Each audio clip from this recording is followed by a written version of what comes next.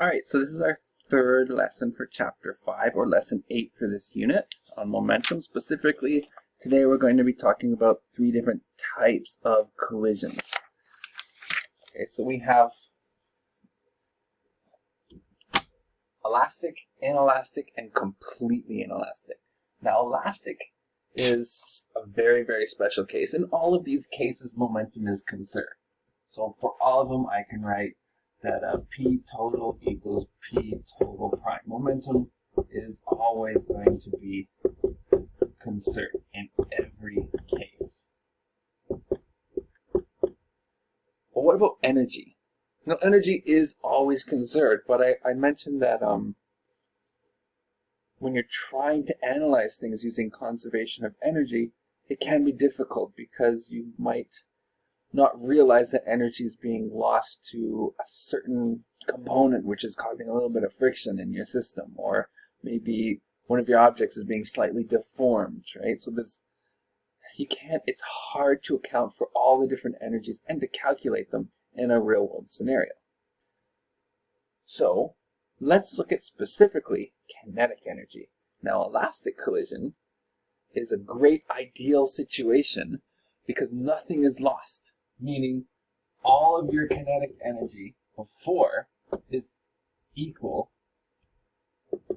to all of your kinetic energy after. That's great. Now, an inelastic situation is not that ideal, right? This is where your kinetic energy before does not equal kinetic energy after. Now, completely inelastic is a very, very special case. So just like this one where no kinetic energy is lost, in this one, the maximum amount possible of kinetic energy is lost. That means kinetic energy before is much, much greater than the kinetic energy after. Now, when does this happen? Let's say you have objects colliding. And if you have an elastic collision, it's just like boing, right? Nothing is lost, right? An inelastic collision, however, could be something like this, where they come together, bam, and something happens, right? But a little bit of energy is lost. Completely inelastic, so much energy is lost that your objects actually stick together. Maybe even like completely, bam, go inside each other and then move. So if this one's moving this way, the same mass, this one's moving this way a little bit faster than this one, they'll hit, but they'll very slowly be moving this one, because this one has slightly more momentum. That's extremely little kinetic energy. So for a completely elastic collision, you have your objects stick together. And that would be important, because in a question, I will not say your objects stick together. In a question, I will say your two objects undergo a completely inelastic collision. And when you see that, you should know completely inelastic means they stick together, and therefore they move together after the collision, and therefore their final velocities are equal to each other. I get a lot of students saying, how can I possibly solve this conservation of momentum equation when I have two unknowns, both their final velocities? And I say, it's a completely inelastic collision. And that's just one unknown, because they're the same. Okay, but that's something you have to realize by knowing what a completely inelastic collision is. So that's really all I wanted to mention in this lesson, but we're going to spend a bit of time doing some fun problems. So let's start with the first one. First one's more of a warm-up. Second one is the fun one. All right. First one says we have a truck of some mass traveling at 90 kilometers per hour north. Okay, remember that momentum is a vector, so let's just make north our positive direction. Show your coordinate system, whatever it is you choose it to be. It collides with a car of some other mass, much less, traveling at 30 kilometers per hour north. Okay, that's terrible. Sorry, that's a terrible question. And you have traveling slowly, and this truck comes right behind it, just smash. Right. Then it says if the collision is completely inelastic. What does that mean again? they stick together, so their final velocities are equal. So v1 prime equals v2 prime. What are the magnitude and direction of the velocity of the vehicles immediately after the collision? So this is where it can be confusing if you just read that. What are the magnitude and direction of the velocity of the vehicles? Sounds like you're looking for two things, both their final velocities. You have to remember they're the same. You're really only looking for one thing. So let's break down our conservation of momentum equation. m1v1 plus m2v2, both positive because they're both initially traveling north, equals m1v, I'm just going to write v prime instead of v1 because I know v1 prime equals v2 prime, plus m2v2 prime. And, well, I'll leave it as positive because I'm assuming that they'll still be traveling north. I mean, that makes sense due to conservation of momentum. Why would they suddenly be traveling south? Okay, but if I'm wrong, it'll appear as a negative answer. And so all I have to do is factor out our v prime and divide both sides by the sum of the masses, which gives us v prime as m1v1 plus m2v2 over m1 plus m2. And if you put those numbers into your calculator, you'll get v prime equal to 85 kilometers per hour north. Now the cool thing here is you don't actually have to change your units from kilometers per hour to meters per second. If you're worried and you're unsure, go ahead and do it. But really, here you have, if you were to sub in kilometers per hour, you would get kilograms kilometers per hour plus kilograms kilometers per hour. And so your units on your numerator are kilograms kilometers per hour, and you divide by kilograms. So you'll just be left with kilometers per hour if you decide to leave it like that. The units work. Okay? But if you want to change it to meters per second and then solve it and then change it back when you're done, that's okay too. It's certainly the safe route. Okay, so that's our little warm-up question there.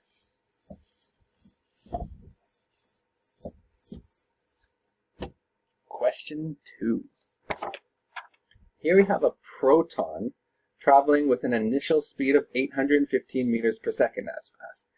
Actually, not really. Not for a proton. That's not very fast. Collides head-on with a stationary proton, so that means its velocity is 0, in an elastic collision. What does elastic mean?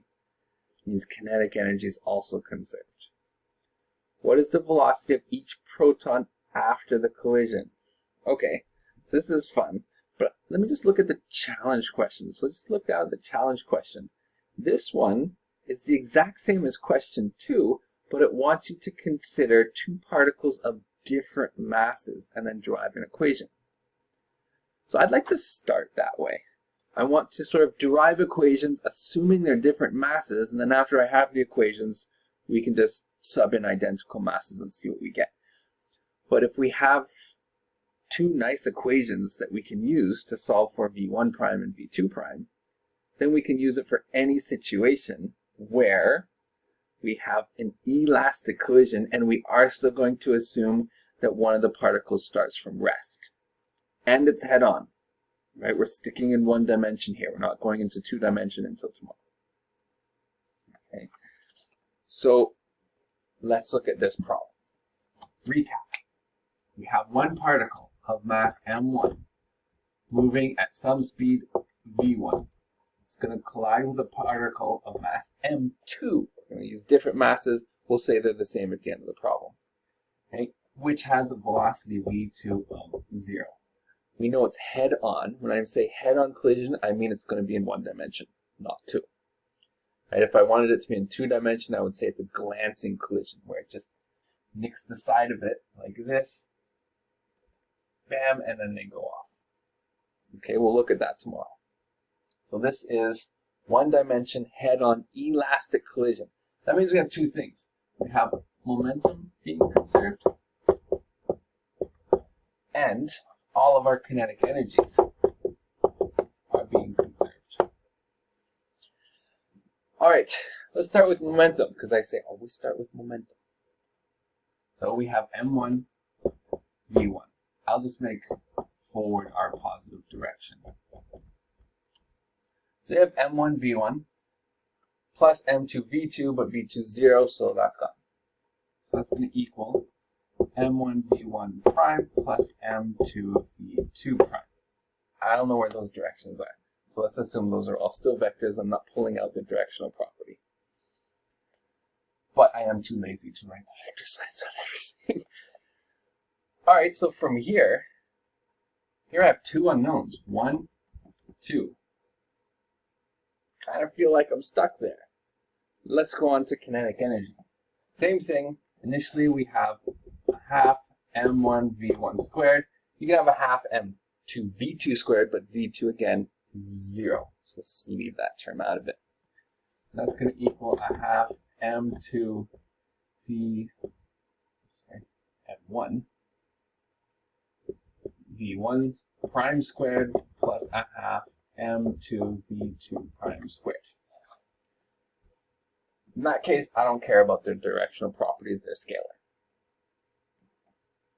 Now I can work with this a little bit. I can cancel out all the halves. So I'm left with m1 v1 squared equals m1 v1 prime squared plus m2 v2 prime squared.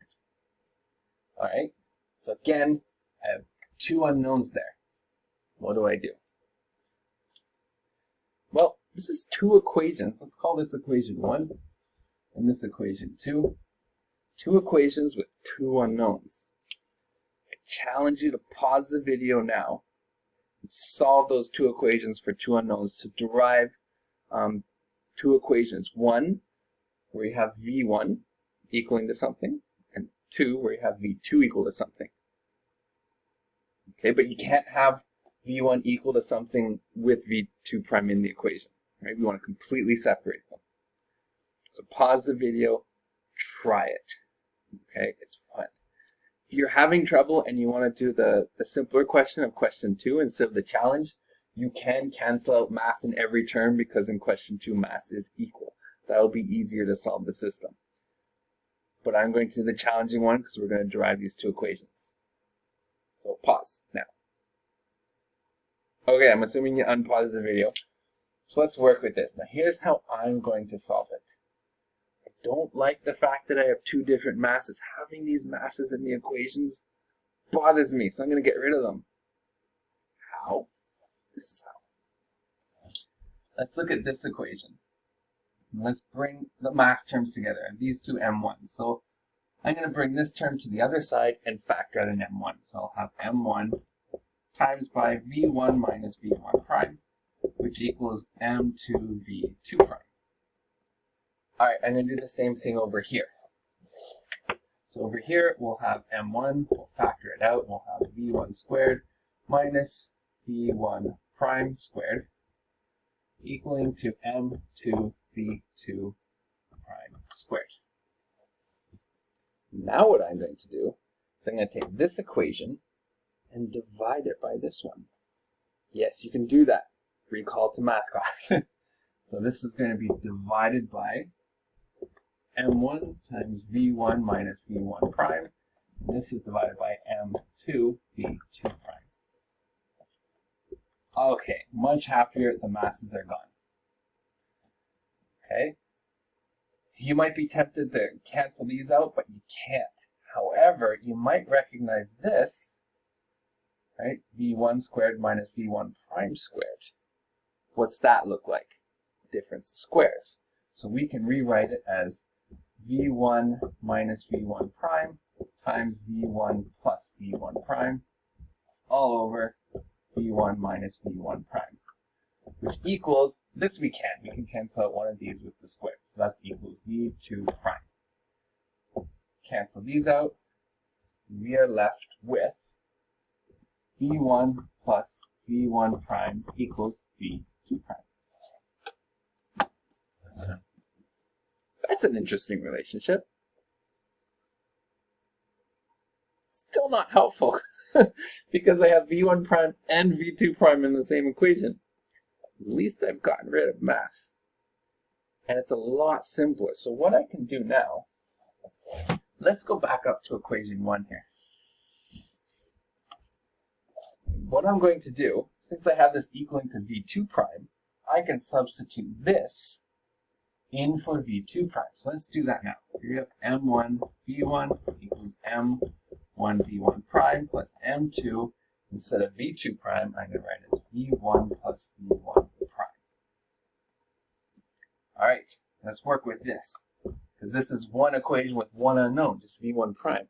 We're getting somewhere here. So M1 V1 equals M1 V1 prime. Let's expand this, plus M2 V1 plus M2 V1 prime. All right, let's collect like terms, bring all the V1 primes on one side and everything else on the other side. So we will have V1 prime, we'll factor that out to be M1 plus M2 equals, let's factor out a V1 where we have M1 minus M2. And divide both sides by this, and we get V1 prime equals V1 times by this wonderful mass ratio, M1 minus M2 over M1 plus M2. And there is our first equation. Now, if we go back to our questions where the masses are the same, that ratio becomes 0. And therefore, for question 2, we know that V1 prime equals 0. Okay, so you have your stationary particle and your proton, V1, moving at a certain speed, hits this, that goes flying off, and this comes completely to rest, according to what we solved. What about this one that goes flying off? Now in this case, you can probably guess, due to momentum conservation, if they're the same mass, momentum has to be the same afterwards. The one that goes flying off must have the same velocity that the initial one started with. All right, well, let's prove that mathematically by finding an equation for V2 prime. What I'm going to do now is I'm going to erase this and go back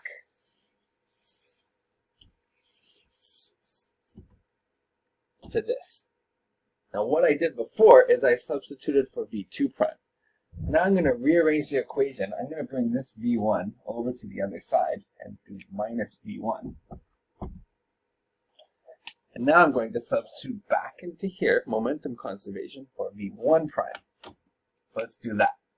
So here we have M1 V1 equals M1 V1 prime, which is V2 prime minus V1 plus M2 V2 prime. Okay, let's expand. M1 V2 prime minus M1 V1 plus M2 V2 prime. Okay, this is M1 V1. Let's collect our terms. So here we have V2 prime, and yes, I have a habit of solving for what I want on the left side of the equation. You probably realize that by now. So V2 prime, factor out your mass terms, so we have M1 plus M2 equals, and if we bring this to the other side, M1 V1 plus M1 V1 is just 2 M1 V1. All right, divide both sides, and I'm going to write this as V1, and again have a mass ratio of 2M1 over M1 plus M2. Okay, now, in our question where the masses were the same, this would just give you a ratio of 2 over 2, which is just 1. And so V2 prime, in question 2, would equal V1, which is what we predicted, which in this case is 815 meters per second. So if this one comes, hits, and that one moves off at the same speed this one came in at. But what we've done is we've created these two wonderful equations that you can use for any situation, even if the masses are different. Now when I say any situation, remember how we derived this. Okay, it's head-on, so one dimension. That's condition number 1. Okay, it's an elastic collision. That's condition number 2, because we used conservation of kinetic energy. Condition number 3, V2 started initially at rest.